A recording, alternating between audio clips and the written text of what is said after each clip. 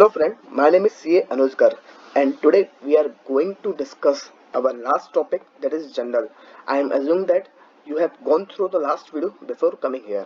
So मैंने जो last video में डिस्कस करा था वो बताया था आपको जनरल के बारे में कि जनरल एक कंसाइज रिकॉर्ड होता है किसी भी बिजनेस ट्रांजेक्शन्स को होने का।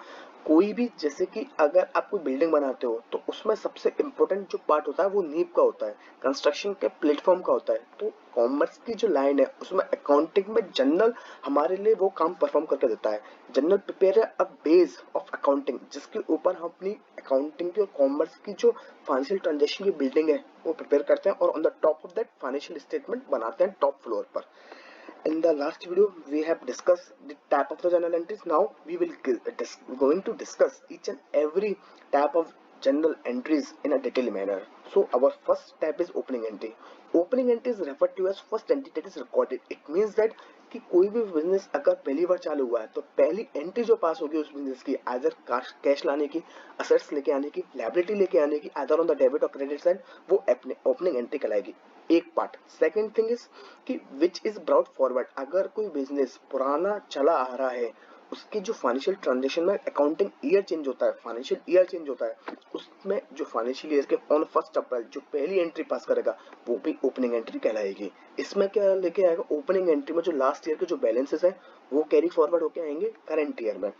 Opening entry will vary based on the business. The nature of the opening entry will depend upon the characteristic of the business. Either if it is in the manufacturing business तो differentiate होगा, अगर service industry में तो opening entry differ कर सकती है। But opening entry is a compound entry that carries all the balances of assets and liability of previous to the current year. One of the most important thing that you need to keep in your mind is कि opening entry compound entry होती है। अब आपका question आएगा what is compound entry, वो हम discuss करेंगे in the upcoming slides. So opening entry basically जो फाइनेंशियल ईयर के लास्ट फाइनेंशियल ईयर के जो बैलेंसेस को कैरी फॉरवर्ड करने का जो काम करती है वो एंट्री कौन सी होती है, ओपनिंग एंट्री।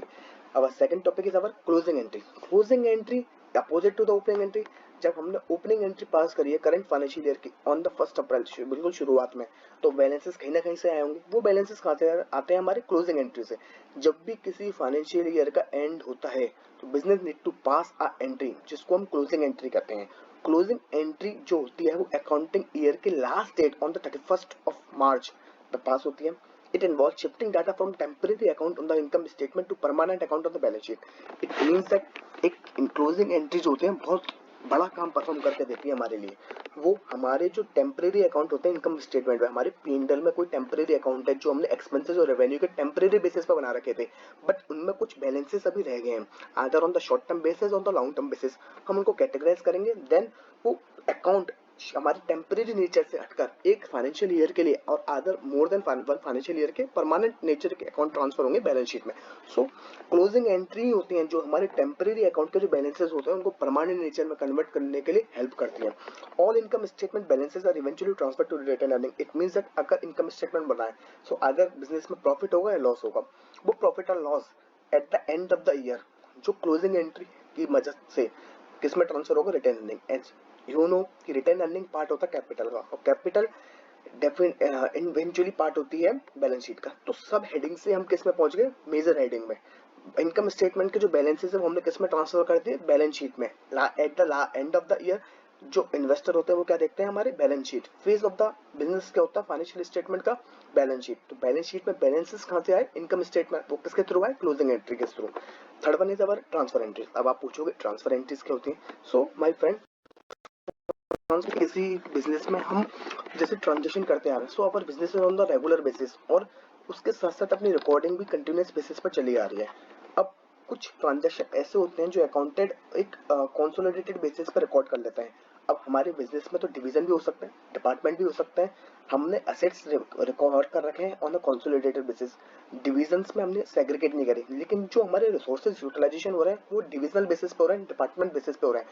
अब वो एक्सपेंसेस और जो रेवेन्यू हमने अर्न कर रहे हैं वो सेग्रीगेट तो करना पड़ेगा डिवीजन डिपार्टमेंट लेवल पर, जब तो हम ईच डिपार्टमेंट और डिवीजन लेवल की प्रॉफिटेबिलिटी चेक कर पाएंगे कि भाई वो प्रॉफिटेबल है कि नहीं है, जब तो हम उस डिपार्टमेंट को आगे रन करें। अगर प्रोडक्ट मिक्स हम ABCD करके 4 प्रोडक्ट बना रहे हैं फॉर लेट्स टेक एग्जांपल कि हम 4 प्रोडक्ट बना रहे हैं ABCD, तो हम चारों प्रोडक्ट की प्रॉफिटेबिलिटी चेक करने के लिए हमको रेवेन्यू भी उनका सेग्रीगेट करना पड़ेगा ग्रुप में और उनकी एक्सपेंसेस भी सेग्रीगेट करना पड़ेगा। बट हमने अब जो फाइनेंशियल्स है उसमें तो एक्सपेंसेस और रेवेन्यू एक साथ लिख रखे हैं, तो उनको सेग्रीगेट करने के लिए हम जो ट्रांसफर यूज करते हैं एंट्रीज को, उनको ट्रांसफर एंट्रीज कहते हैं। We use a transfer journal entries to allocate expenses और revenue from one account to another. अगर हमको चार्ज करने हैं, अकाउंट ट्रांसफर करने हैं, तो हम ट्रांसफर एंट्रीज पास करते हैं। Transfer entry should specify the reason for making the transfer entry, who authorized the transfer entry and why the transfer is necessary। उसकी explanation आपको देनी पड़ेगी ट्रांसफर एंट्रीज में। Our fourth topic is our account about adjusting entries। Adjusting entries are used to record transaction that has been occurred but not yet been appropriately recorded in accordance with the accrual method of accounting। My friend, it means that कि adjusting entry वो entries होती हैं जो हमारी transaction basis में हो तो गए on a daily to day basis, but we have not recorded those transaction in our books of account yet. The reason might be कि अभी थोड़ा टाइम है, उनके एक्रूड एंट्रीज हो सकती है, हमारी डेफरल एंट्रीज हो सकते हैं, कुछ एस्टिमेट्स हो सकते हैं हमारे जो अकाउंटिंग की डेफिनेशंस में आती नहीं है, उनका फाइनेंशियल इंपैक्ट नहीं है, लेकिन हम एस्टिमेट्स लगाकर ऑन अ प्रूडेंस कंसेप्ट अपने एक्सपेंसेस बुक करना चाहते हैं। कुछ प्रोविजन फॉर डाउटफुल डेब्ट है, वो हम अपने एक्यूरल और अपने माइंड के ऊपर, अपने प्रूडेंस के ऊपर बेस्ड करके अपने बुक्स में रिकॉर्ड करना चाहते हैं। वह एडजस्टमेंट एंट्रीज का हमारा काम आता है। It is important to note that accrual adjustment entries जो हमारी पास होंगी वो ओनली अगर accrual concept of accounting follow हो रहा है तभी होंगी। अगर हम cash system of basis of accounting follow करते हैं तो हम एडजस्टमेंट एंट्रीज पास करने की कोई भी नीड हमको नहीं होती है। अवर second last topic is compound entries. हमने सबसे पहले पढ़ा था कि ओपनिंग एंट्रीज जो पास होती हैं वो किस नेचर की होती हैं, कंपाउंडिंग एंट्रीज होती हैं। अब आपको मैं एक्सप्लेन करता हूँ कि कंपाउंड एंट्रीज क्या होती हैं। एक compound journal entry is entry involving more than 2 account. It means that आप पढ़ के समझ सकते हो कि जो कंपाउंड एंट्री होती है उसमें 2 से ज्यादा अकाउंट होते हैं। सिंपल अगर एंट्री हम करने जाते हैं तो उसमें एक डेबिट होता है, एक क्रेडिट होता है, लेकिन कंपाउंड एंट्री से हमारे आइदर 2 डेबिट हो सकते हैं, एक क्रेडिट हो सकता है, 2 डेबिट 2 क्रेडिट हो सकते हैं, एक डेबिट 2 क्रेडिट हो सकते हैं, और आइदर 2 डेबिट 1 क्रेडिट, एक डेबिट 1 क्रेडिट, मतलब इतने भी ट्रांजेक्शन हो सकते हैं। हम कंपाउंडिंग एंट्रीज का जो मतलब है आपको समझाता हूँ कि हम कंपाउंडिंग एंट्रीज पास क्यों करते हैं। मान लीजिए कि ट्रांजेक्शन का हमको सिमिलर नेचर ऑफ ट्रांजेक्शन अपने अकाउंट्स में पोस्ट करने हैं, बट हमारे जो अकाउंट्स हैं वो बल्कि हो जाएगा, हम सिमिलर नेचर ऑफ एंट्रीज को बार बार पास करते जाएंगे। सो उनको बचाने के लिए हम कंपाउंडिंग एंट्रीज पास करते हैं, जिससे सिमिलर नेचर को ट्रांजेक्शन की हम कंपाउंडिंग एंट्रीज पास करते हैं, एक मुश्त एंट्री पास करते हैं, जिससे हमारे जो स्टेटमेंट है वो बल्कि ना हो, ज्यादा डिसिमिलरिटी ना हो, ज्यादा हमारे ट्रांजेक्शन की कॉपी ना हो। इसलिए कभी कभार क्या होता है कि हम एक्सपेंसेस अपने बुक्स में डबल चार्ज कर देते हैं। इट मींस डबल का मतलब क्या है कि हम कंसोलिडेटेड बेसिस पे चार्ज कर सकते हैं। जैसे हमने कैश पे करा अपने अकाउंटेंट को इलेक्ट्रिसिटी के लिए और रेंट के लिए। अब उसकी हम कंपाउंड एंट्री कैसे पास करेंगे, rent account debit, expense account debit to cash. Cash तो एक बार ही गया हमारे पास से, लेकिन वो गया किसके लिए, 2 पास के लिए, तो 2 डेबिट हुए 1 क्रेडिट हुए। ये कंपाउंड एंट्री का काम आता है। इंपॉर्टेंट पॉइंट है रिमेंबर करने के लिए कि the total of the debit and credit should be equal. There is a no possibility कि डेबिट का टोटल कुछ आ रहा है, क्रेडिट का टोटल कुछ आ रहा है और आप कंपाउंडिंग एंट्री पास कर रहे हैं। This is wrong. ओके, अब last topic is reversal entry. Reversing entries pass होती हैं अपनी गलतियों को सुधारने के लिए बेसिकली, क्योंकि हम फाइनेंशियल ट्रांजेक्शन करते हैं, उनको रिकॉर्ड भी करते हैं, तो it's a part and parcel of the life की एरर होती है। उन एरर को छुपाने की बजाय उन एरर को सुधारने के लिए, इम्प्रूव करने के लिए हम रिवर्सिंग एंट्री पास करते हैं समटाइम्स। वो क्या होते हैं कि जैसे कोई अकाउंटिंग एंट्री हमने पास कर दी, with after some time we notice that reversing entry गलत है। अब हमको या तो उस एंट्री को डिलीट करें, वी हैव 2 ऑप्शन, या तो उस एंट्री को डिलीट करें या उसके रिवर्सल डालें। So we prefer to update the financial by passing the reversing entry, because अगर वो एंट्री डिलीट कर देंगे तो हमको आगे का रिकॉर्ड नहीं मिलेगा, ऑडिट ट्रेल नहीं मिलेगी, ऑडिटर कैसे चेक करेगा उसको। उस गलती को छुपाने की जगह उस गलती का हम समाधान करते हैं कि रिवर्सल एंट्री डाल देंगे, जैसे नेट ऑफ में इफेक्ट क्या आएगा, 0 आएगा। डेबिट हमने गलती से कर दिया तो अब क्रेडिट कर देंगे, पहले गलती से क्रेडिट कर दिया तो अब डेबिट कर देंगे। उल्टी एंट्री पास करने से हम अपने जो ट्रांजेक्शन का जो पहले वाला इफेक्ट था वो नलिफाई कर सकते हैं। दूसरा काम क्या आता है रिवर्सिंग एंट्रीज का कि कुछ कंपनीज अपने अकाउंट्स को on a monthly basis close करती हैं। फाइनेंशियल ईयर्स को क्लोज ना करते हुए वो मंथली बेसिस प्रेफर करती है अकाउंट को क्लोज करने में।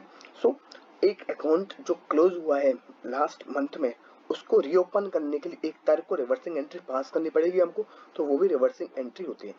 ये integrity of the company individual financial record को मेंटेन करने के लिए रिवर्स एंट्री काम आती है, जिससे ऑडिट ट्रायल हो, कोई भी जो मिस एप्रोप्रिएशन या फिर फोर्जरी की पॉसिबिलिटी खत्म हो जाए, कोई एंट्री पुराने रिकॉर्ड में डिलीट ना कर पाए, इसके लिए रिवर्सिंग एंट्री चली जाती है. So my friend, this is all my part for today. I hope you like this video. If you like this video, please like and subscribe my channel. If you have any query, please do ping your comment. I will happy to solve your doubt. Thank you. This is all from my side. Bye bye. See you. Happy learning. See you in the next video.